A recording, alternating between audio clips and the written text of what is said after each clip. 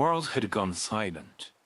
New Orleans, a city that once pulsed with life, music and energy, had fallen eerily quiet. A pandemic, a disease more devastating than anything we had ever faced, had forced humanity into isolation. Streets were empty. No one dared to venture outside. I sat in my tiny one-bedroom apartment in the Garden District, staring at my laptop. I hadn't left my apartment in weeks. At first, I enjoyed the peace, the absence of the constant chaos outside. But the days turned into weeks, and the loneliness started eating me away. It wasn't just the lockdown. It was Sophia. Sophia Reed had been my best friend for over a decade. We met in high school, and from then on, she was a constant presence in my life. She was full of energy, funny, loyal to a fault. But now, she was gone. 2 weeks ago, she disappeared. The last time I saw her, we had argued. Something pretty, something I can't even remember now. She stormed out of my apartment, angry. And when she didn't answer my calls the next day, I assumed she needed time to cool off. But the days passed, and she didn't come back. The police issued a missing persons notice, which read, Sophia Reed, 26 years old. Last seen at her apartment on Patrina Street. 5'4", blonde, green eyes. Last seen wearing a red jacket and black jeans. But the lockdown made everything harder. No search parties, no volunteers, only the police. And even they seemed to be making little progress. I felt helpless. The thought that Sophia was out there, maybe alone, scared, or worse, was tearing me apart. I spent hours scouring the internet for answers, reading articles and forums about similar cases, but nothing brought me closer to her. I needed answers. I had heard about the dark web. Everyone had, in whispers always accompanied by sinister stories. It was the place where the worst of humanity thrived, a digital underworld of illegal activities. I never thought I'd find myself there, but desperation makes you bold. It took me hours just to figure out how to access it. I downloaded the Tor browser, set up a VPN, and followed instructions I found on shady forums. When I finally logged in, the interface was surprisingly simple. A search bar in a list of links. At first, I clicked aimlessly. The forums were full of disturbing content. Drug sales, weapon trafficking, even rumors of human trafficking. Every click made me feel sicker, but I couldn't stop. I had to find something. Then, I saw it. The link. Exotic needs for the refined palate. Curiosity drove me to click on it. The website was minimalist, almost sterile, with white text on a black background. A slideshow dominated the homepage. Raw cuts of meat, neatly packaged and labeled. At first glance, it looked like a regular butcher shop, maybe an illegal one selling rare animals' meat, I thought. But the longer I scrolled through images, the more my stomach twisted. Something wasn't right. The cuts looked wrong. These shapes were too angular, too human. I stepped on one image, a piece of meat that looked unmistakably like a human shoulder blade.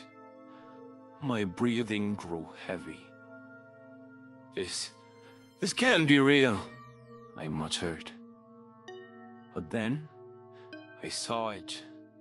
It was buried deep in the slideshow, almost if it wasn't meant to be found. A charred piece of flesh with a barely visible tattoo underneath. I leaned closer to the screen, my heart racing. It was a heart split into two halves. On one side was my name, Michael. My vision blurred, and my head throbbed. It couldn't be, but I knew it was. The tattoo belonged to Sophia. I slapped my laptop shut. My hands were trembling. Panic swelled in my chest as I paced the room, my thoughts racing. This isn't happening. This isn't real. But the image was seared into my memory. I opened the laptop again, navigated back to the site. The image was still there. The tattoo unmistakable. A description beneath it read, "Premium cut, locally sourced, delivery available in the NOLA area." Locally sourced. The words spun in my head. I knew I should call the police, but what would I say? That I found a picture of meat on a dark web butcher site and thought it might be my friend? They wouldn't believe me. And even if they did, how could they find the person running the site? I had to do it myself. The next few days blurred together into one endless nightmare. I spent every waking moment combing through the website. Every image, every description, every tiny reflection in the background. I analyzed them all. I started cross-referencing the information with missing person reports from New Orleans. Slowly, a pattern began to emerge.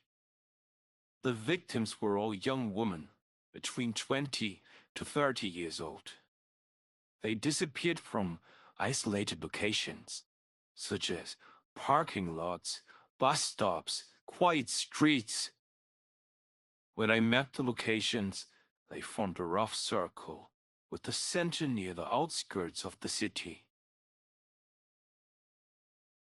The killer was methodical, precise, and I knew the only way to find him was to draw him out. I hated myself for what I was about to do, but I saw no other option. I started visiting the few places that they were still accessible during the lockdown. Grocery stores, cafes, gas stations. I watched the women around me, looking for someone who fit the killer's profile. That's how I met Emma Carter. Emma was 27, a waitress who had lost her job because of the pandemic. She had dark hair, a slender frame, and an open, friendly demeanor. I approached her at her cafe, pretending to be just another lonely soul looking for conversation during quarantine. "You don't have to sit alone," I said, trying to smile. After a moment's hesitation, she joined me. We talked for almost an hour, sharing stories about challenges of the lockdown. She told me she lived alone and often went for walks at night to clear her head.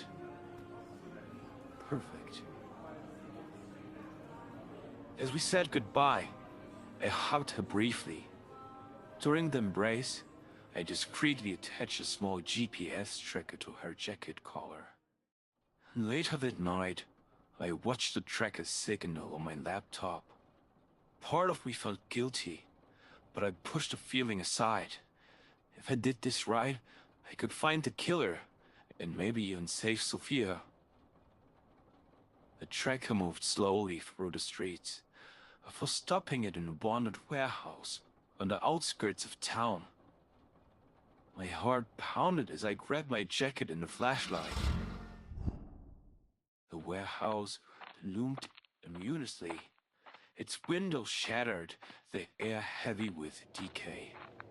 I crept inside, my flashlight illuminating in the dark space. What I saw made my breath catch in my throat.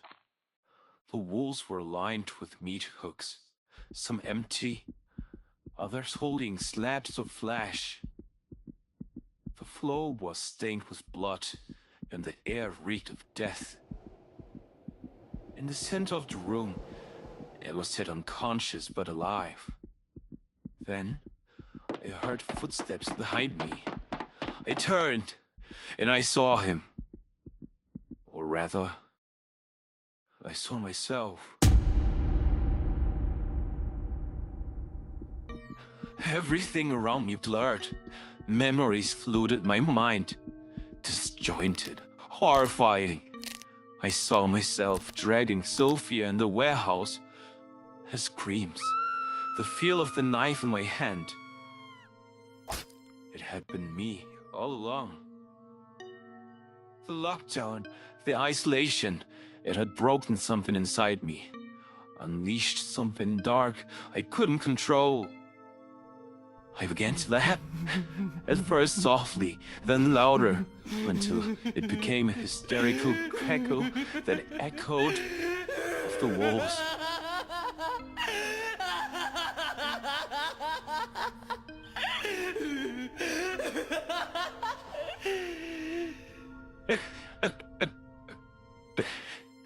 I've been chasing myself, I whispered, tears streaming down my face. I picked up a knife from the floor. The blade gleamed in the light of my flashlight. I'm so sorry, I said softly. Then I plunged it into my chest.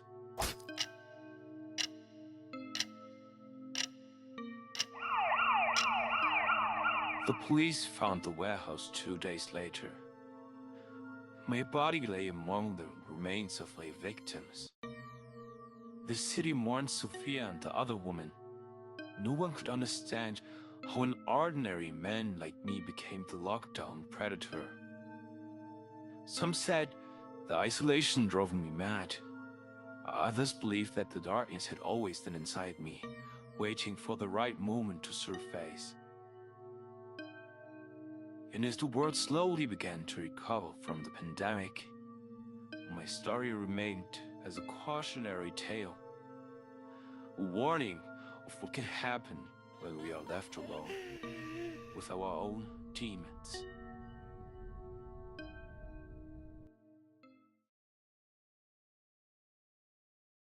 That's it for this story. Thank you so much for watching until the end.